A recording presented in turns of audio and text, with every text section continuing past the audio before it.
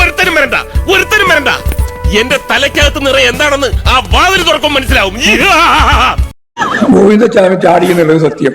ഗോവിന്ദചാമിയെ കുറച്ച് സമയം കഴിയുമ്പോഴേക്ക് പിടിച്ചു എന്നുള്ളതും സത്യം. അധികമൊന്നുമില്ല, 2-3 പിരി എവിടെ കളിയാക്കുക. ഗോവിന്ദചാമിയെ വേണമെങ്കിൽ വീഴ്ച ഗോവിന്ദ എന്നും ഇനി മുതൽ നമുക്ക് വിളിക്കാം. ദൈവമേ ഇവിടുന്ന് നാശമാക്കും. അങ്ങനെ പിന്നെ വീഴ്ചയെ പറ്റൂല്ലോ ലോകത്ത് പിന്നെ വീഴ്ചയെ പറ്റാതെ ഒരു അവസ്ഥയല്ലേ വരിക. വീഴ്ചയെല്ലാം പറ്റും, പലപ്പോഴും പറ്റും. അന്തം ഇത്തിരിയെങ്കിലും ഉണ്ടായിരുന്നെങ്കിൽ അന്തം കമ്മി എന്തെങ്കിലും വിളിക്കാമായിരുന്നു. ഇതിനെയൊക്കെ ഇനി വിളിക്കാൻ പുതിയ പേര് കണ്ടുപിടിക്കണമല്ലോ എന്റെ ഗോവിന്ദ.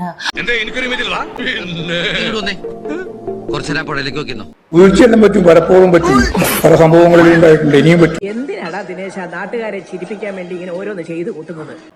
വീഴ്ച പറ്റാൻ പാടുണ്ടോന്നോ? അങ്ങനെ പിന്നെ വീഴ്ചയെ പറ്റൂല്ലോ ലോകത്ത്. ഞാനത് ചോദിക്കരുതായിരുന്നു. 24 മണിക്കൂർ സമയത്തേക്കുള്ള ഒരു വാർത്ത നിങ്ങൾ സെറ്റ് ചെയ്ത് വന്നതായിരുന്നു. പക്ഷെ അത് വളരെ പെട്ടെന്ന് തന്നെ മാറി. കസേര ഇറങ്ങി പൊയ്ക്കൂടെ എന്നൊന്നും മാത്രം ആരും ചോദിക്കരുത്. ഞാൻ പറഞ്ഞില്ലേ, ആ കസേരയ്ക്ക് ഏറ്റവും അർഹനായിട്ടുള്ള ആള് അങ്ങേരാണ്. അവന്റെ വിദ്യാഭ്യാസ കുറവുണ്ടാവും, അങ്ങനെ പറഞ്ഞു. അതുകൊണ്ടല്ല, ഞാൻ കൊളോക്കിലായിട്ട് പറഞ്ഞതാ. കൊളാക്കി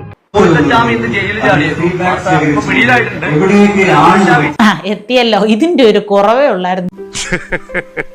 എന്നെ പൊക്കി പറഞ്ഞ് സോപ്പിടാനുള്ള പരിപാടിയാ കള്ളന്മാര്. ഒരു സുരക്ഷാ വീഴ്ച ഒന്നും ഉണ്ടായിട്ടില്ല.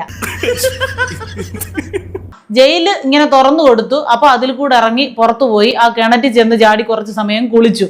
എന്നിട്ടങ്ങ് തിരിച്ചു വന്നു. സുരക്ഷാ വീഴ്ച ഒന്നും ഉണ്ടായിട്ടില്ല. എന്നോട് ചോദ്യം ചോദിച്ചിട്ട് കാര്യമല്ല. ഗോവിന്ദസ്വാമി കേരളത്തിലെ സ്കൂളുകളിലൊന്നും പഠിക്കുന്നില്ല. ഗോവിന്ദസ്വാമിയോ? ഒരു ശക്കല കുഴപ്പം. ഗോവിന്ദൻ മാസ്റ്റർ എന്ന് പറയാതിരുന്നത് അയ്യോ അണ്ണന്റെ മുജ്ജന്മ സുഹൃത. ഇത്രയും വലിയ ഗതികെട്ടവൻ ഈ ലോകത്ത് വേറെ ആരെങ്കിലും ഉണ്ടാവും എന്റെ കർത്താവേ?